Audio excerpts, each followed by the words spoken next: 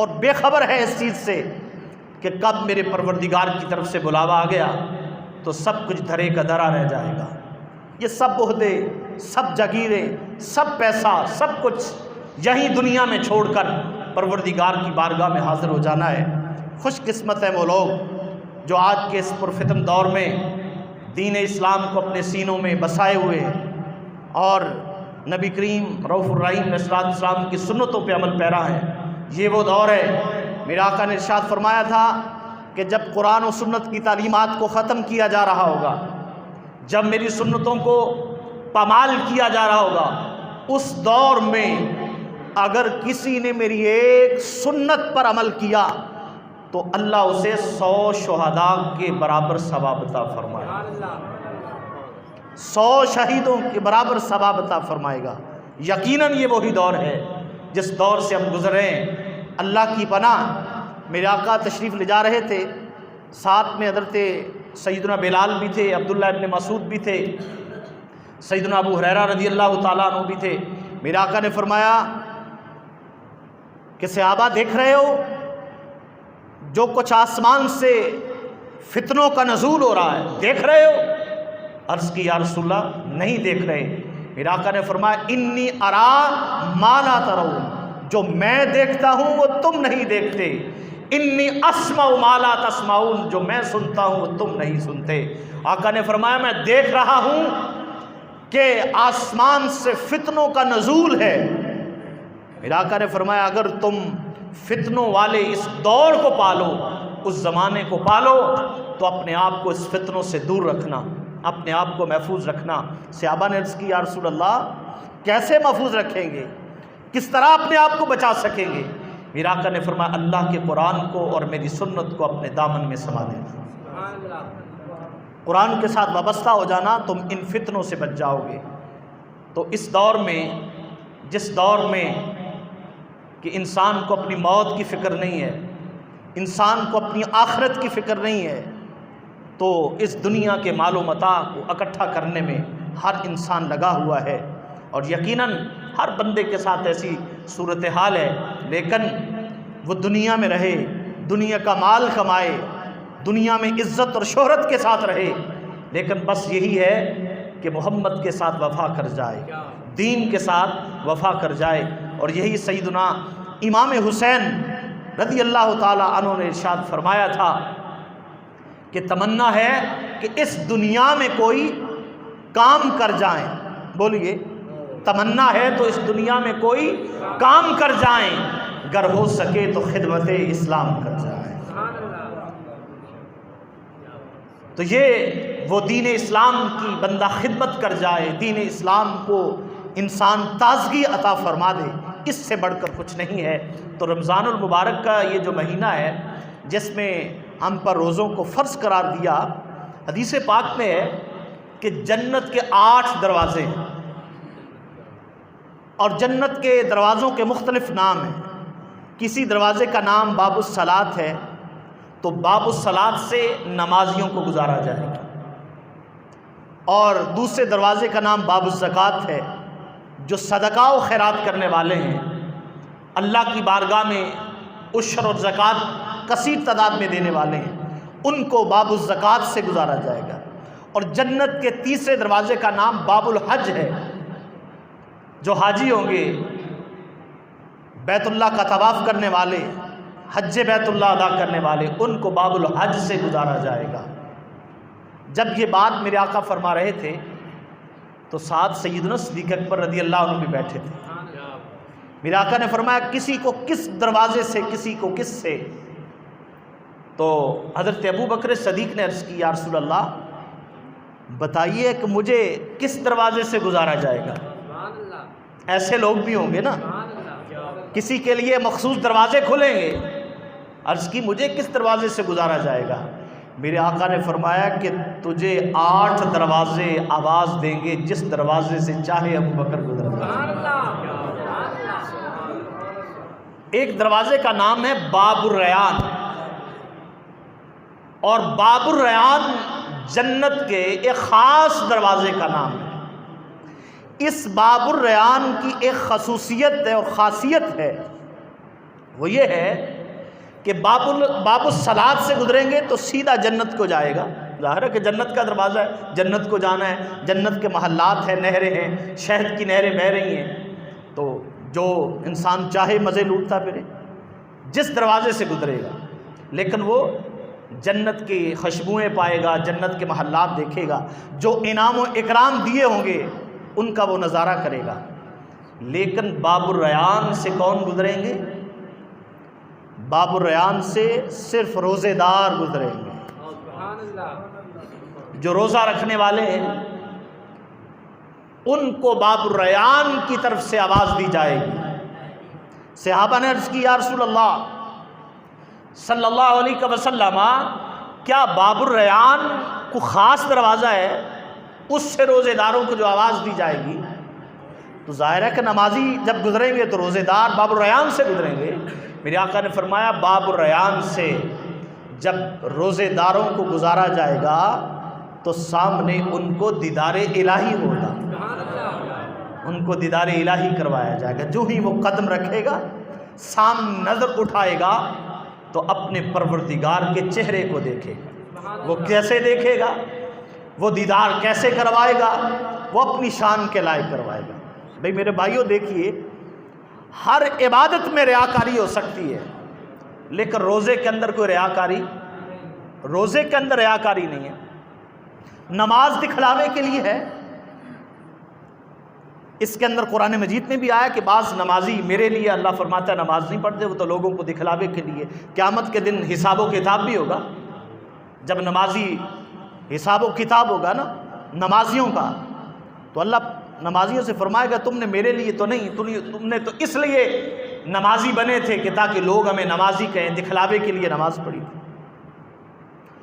حاجیوں کو بلایا جائے گا، حتیٰ کہ جہاد کرنے والوں کو بلایا جائے گا. فرمائے گا کہ تم نے جہاد انعام و اکرام کے لیے کیا تھا، شہرت کے لیے کیا تھا، وہ میں نے دے دی. لیکن جو روزہ ہے نا، اس کے اندر ریاکاری کس وجہ سے نہیں ہے؟ روزے کے اندر ریاکاری اس لیے نہیں ہے کہ روزہ خالصتاً بندے کا اپنی ذات کے ساتھ تعلق ہے، کسی کے ساتھ تعلق نہیں ہے. مثال کے طور پہ کسی نے سحری گھر میں کھائی ہے، اس کے بعد وہ کمرے میں جا کے پانی بھی پی سکتا ہے چوری، کسی کو پتہ نہیں اس نے کیا کیا، اور شام کو لوگوں کے ساتھ بیٹھ کے افطاری بھی کر سکتا ہے کہ لوگ سمجھیں گے کہ اس نے روزہ ہے، لیکن اندرونی طور پہ اس کا روزہ نہیں ہے.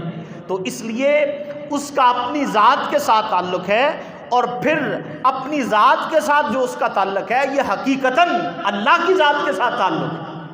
اس لیے کہ روزہ جو ہے یہ خالصتاً اللہ کی عبادت ہے، خالصتاً اللہ کے لیے ہے. اور اللہ تعالیٰ نے فرمایا الصوم لی وانا اجزی بہ، کہ روزہ میرے لیے ہے اور میں ہی خالص طور پر اس کا اجر ہوں، خاص طور پر میں اجر ہوں. وہ باب الریان سے جب بندہ گزرے گا تو اللہ فرمائے گا کہ جو میں نے تیرے ساتھ وعدہ کیا تھا آج وہ تیرے ساتھ وعدہ کیا پورا کیا جا رہا ہے. اور یہ بھی آپ بات غور سے سن لیں کہ کچھ جنتی جنت میں چلے جائیں گے، حاجی چلے جائیں گے، لیکن جنت میں تو چلے جائیں گے، لیکن جنت میں جا کر بھی وہ اللہ کے دیدار سے محروم رہیں گے.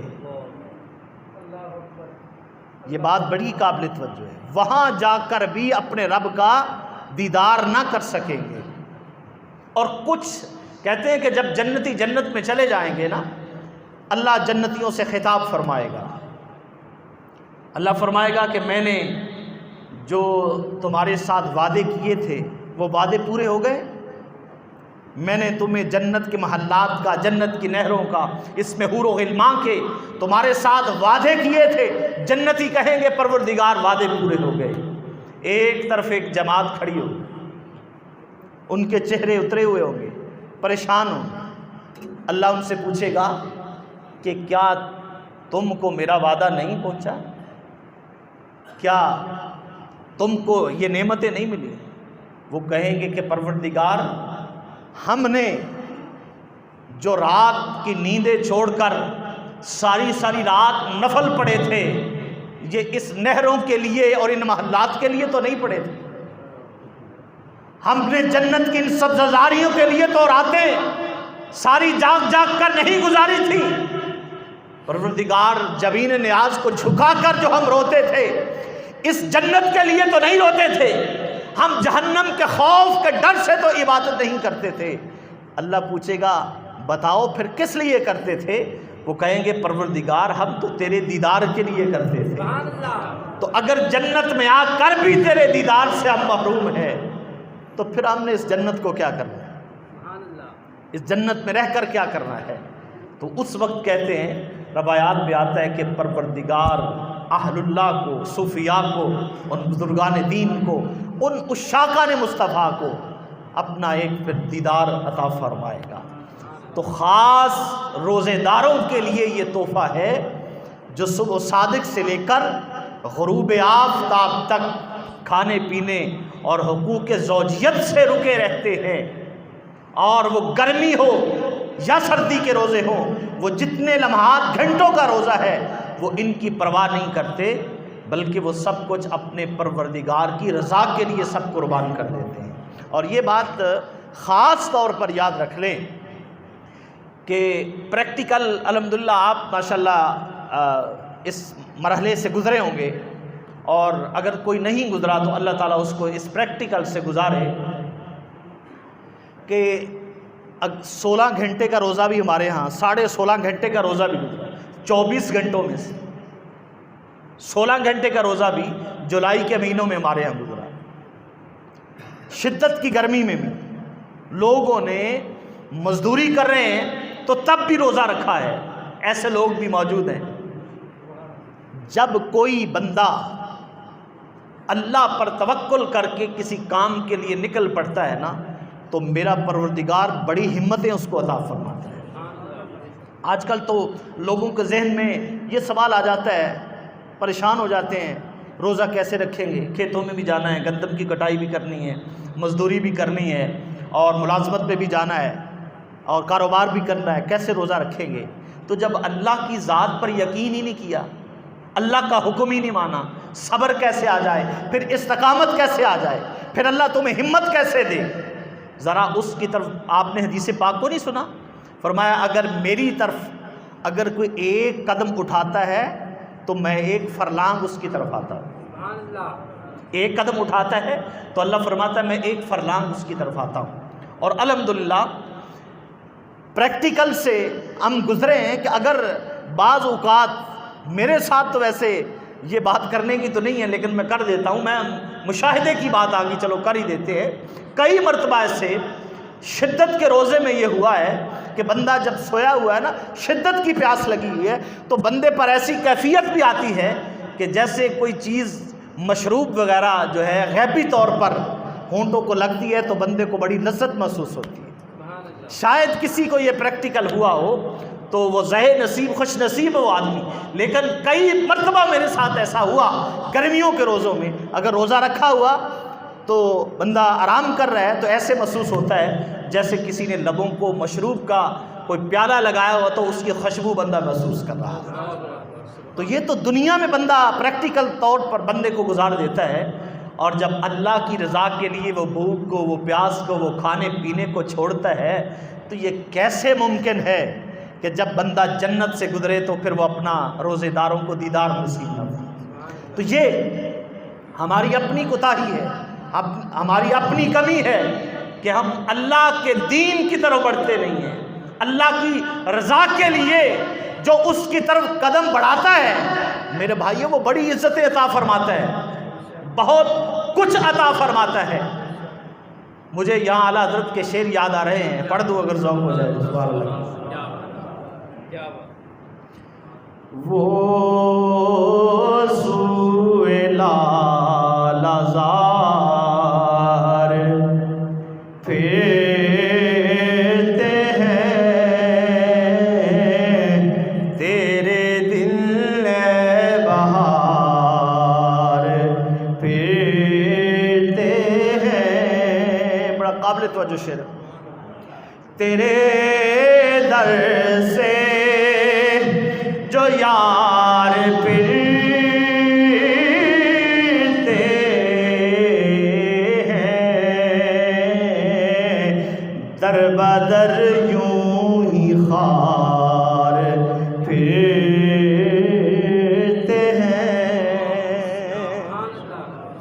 در بدر یوں ہی خار پھرتے ہیں، میں گدا ہوں اس گلی کا کہ جس میں مانگتے تاجدار پھرتے ہیں، میں گدا ہوں اس گلی کا جس میں مانگتے تاجدار پھرتے ہیں۔ یہ تو اعلیٰ حضرت بھی سبق دے گئے، اقبال بھی دے گئے کہ اگر تم پر مشکل وقت آ جائے تو پھر محمد عربی کے گنبد خضرا سے رجوع کرو، پھر دیکھنا وہاں سے ٹھنڈی ہوا چلتی ہے کہ نہیں، پھر سب کچھ بچ جائے گا، سب کچھ بچ جائے گا، عزت بھی بچ جائے گی، اقتدار بھی بچ جائے گا۔ کبھی محمد کے سچے غلام بن کر تو دیکھو۔ اقبال نے کہا اگر کرنی ہے جہانگیری تو محمد کی غلامی کر، عرب کا تاج سر پر رکھ خداوندے عجم ہو جا۔ تو سامعین کرام، یہ باب الریان سے جب بندہ گزرے گا تو پروردگار اپنے بندوں کو اپنے دیدار سے مشرف فرمائے گا۔ رمضان المبارک کا یہ جو مہینہ ہے، یہ خالق کائنات کا بہت بڑا انعام و اکرام ہے اپنے بندوں پر۔ یہ مہینہ آنے کے باوجود اگر کوئی انسان اس سے لطف نہیں اٹھاتا، لذت نہیں اٹھاتا، رحمتیں اور برکتیں جو رمضان المبارک کی ہیں اس سے اپنی جھولیاں نہیں بھرتا، تو پھر اس سے بڑا خسارے میں کون ہے؟ فرمایا والعصر ان الانسان لفی خسر، کہ محبوب مجھے تیرے زمانے کی قسم کہ انسان سراسر گھاٹے میں جا رہا ہے، انسان سراسر خسارے میں ہے، الا الذین آمنوا، مگر وہ لوگ جو ایمان لائے، وعاملوا الصالحات، اور انہوں نے نیک عمل کیے، انہوں نے اچھے عمل کیے، تو وہ پروردگار جو نیک اور اچھے عمل فرمایا کہ ان کے لیے کوئی خسارہ نہیں ہے، وہ گھاٹے میں نہیں ہے، وہ پریشانی کے عالم نہیں۔